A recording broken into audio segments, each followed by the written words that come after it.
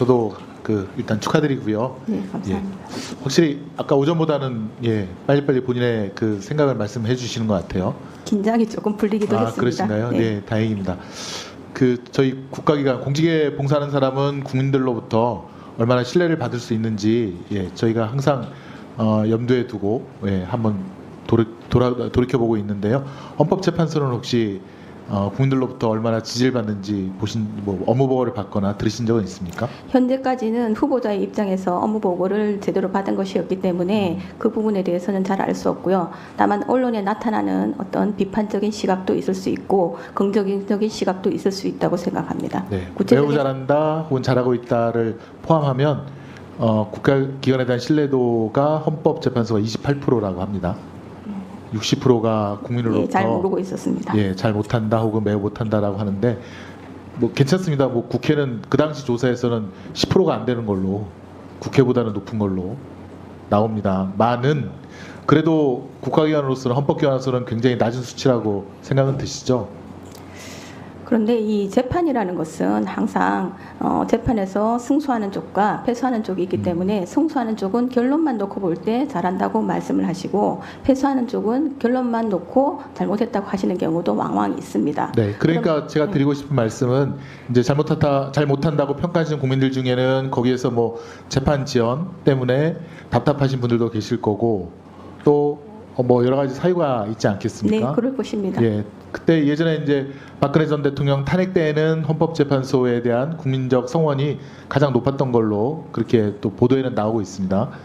그런 것들을 염두에 두시길 바랍니다. 국민의 여론, 민심이 얼마나 무서운지를 사법부의 판사로 계셨을 때는 아마 거의 신경을 안 쓰거나 혹은 보도를 안 보셨을지 모르겠지만 국회에 오시거나 혹은 이제 헌법재판을 하시게 되면 국민의 삶과 직결되는 또 많은 분들의 삶과 직결되는 걸 하고 있기 때문에 국민의 여론이라든가 민심이라든가 국민의 생활이라든가 이런 것도 잘 지켜보셔야 된다는 그런 말씀을 드리기 위해서입니다. 네, 국민의 어떤 의견에 귀를 기울여서 최대한 민심이 잘 반영되는 결정을 하도록 노력하겠습니다.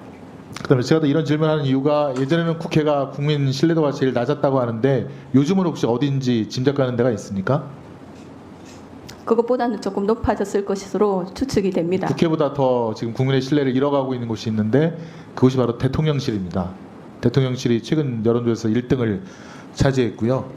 그 다음에가 방통위, 그 다음이 검찰, 그 다음이 권익위 이런 순서대로 국민들께서 지금 신뢰하지 못하겠다, 너무 못한다 이런 의견을 갖다가 지금 피력하고 있다고 합니다. 국민의 민심이 이만큼 무서운 겁니다. 독단적으로 하거나 소통하거나 국민의 여론에 부응하지 못한 경우에 국민들께서 굉장히 많은 회초리를 드십니다. 그걸 유념하시고 특히 이제 어떻게 보면 헌법재판소에서도 국민에게 필요한 또 국민이 원하는 것에 대해서도 신경을 많이 써 주시기를 바라겠습니다. 네, 알겠습니다. 지금 이제 검사 탄핵에 대해서 이런저런 말이 많은데 우리 후보자는 판사로 계셨으니까 사법농단 알고 계시죠? 그때 네. 얼마나 많은 동료 판사들이 혹시 검찰청에 불려갔는지 알고 계십니까? 100여 명이 100여 정도는 명이죠. 된다고 저는 100여 알고 명이고 있습니다. 아마 사무실 컴퓨터 압수수색도 당한 걸로 알고 있는데 그 사유를 들어보니 보고를 했다는 이유인 것 같아요. 주로. 정확한 내용에 대해서는 잘 알지 못하고 있습니다. 제가 그 사유에 대해서 그 20대 국회 때 보고서를 읽어본 적이 있는데 그때 제가 깜짝 놀란 것은 아니 이 정도는 검찰 내에서도 수시로 아니면 그보다 더 이상 가는 그런 것을 하고 있는데 그런 걸 하는 검사들이 판사를 사법농단이라고 해서 불러서 수사하고 그러는 게 저는 이해가 안 갑니다. 우리 클린 핸즈 원칙이라고 있지 않습니까? 깨끗한 손으로 자기의 어떤 그런 허물이 없는 사람이 깨끗한 손으로 수사를 해야 국민적 신뢰와 지지를 받는 것인데 검찰은 그거보다 더한 행위를 하면서 판사들을 100여 명이나 불러서 그렇게 수사한다는 게 저는 이해가 안 가더라고요. 그래서 또 다른 걸 보니까 검사 그 범죄 기소율이 혹시 몇 프로인지 아십니까? 잘 모르고 있습니다. 0.1%입니다.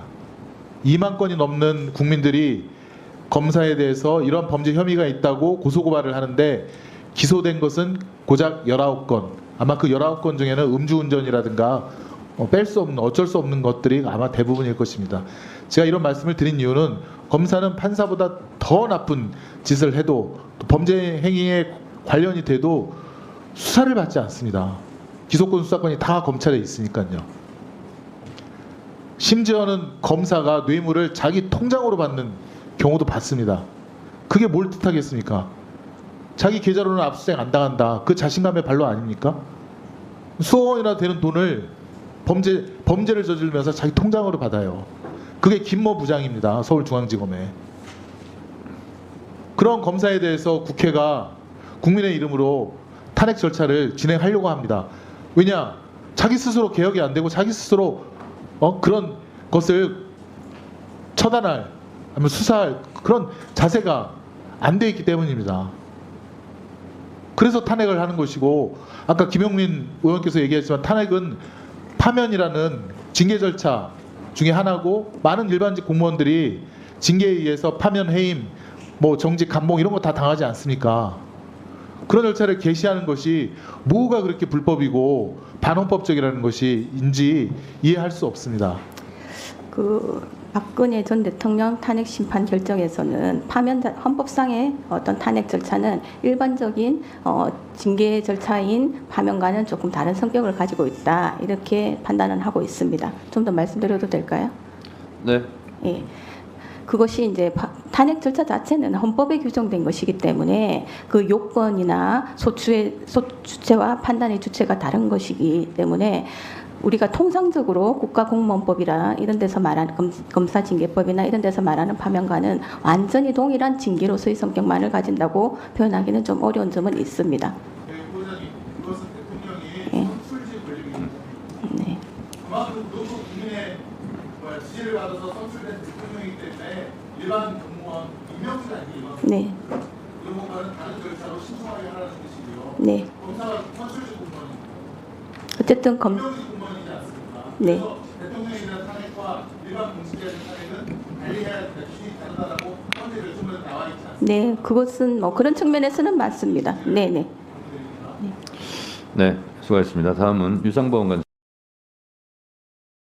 잠시 주목해 주시기 바랍니다. 구독자분들에게 특별한 선물을 준비했는데요. 제가 항상 여러분들 때 강조드리는 말씀이 있습니다. 이슈와 뉴스만 꾸준히 챙겨보셔도 충분히 돈을 벌 수 있다고 말씀드리는데요. 여기 보이시는 채널의 영상을 보시면 어떤 생각이 드시나요? 그냥 눈에 보이시는 뉴스와 영상만 보시고 아무 생각이 없으신가요? 그렇다면 저는 잘못된 것이라고 말씀드리고 싶습니다. 그 이유가 무엇이냐면 제가 8월 초에 뭐라고 말씀드렸나요? 지금은 바이오에 관심을 가져야 한다라고 뉴스만 보고 넘기지 마시고 투자를 직접적으로 생각해봐야 한다고 말씀드렸는데요. 이런 썸네일들과 영상을 통해서 충분히 구독자님들께도 전달이 되셨을 겁니다. 이런 바이오 이슈가 되었을 때 부자들은 어떻게 생각할까요?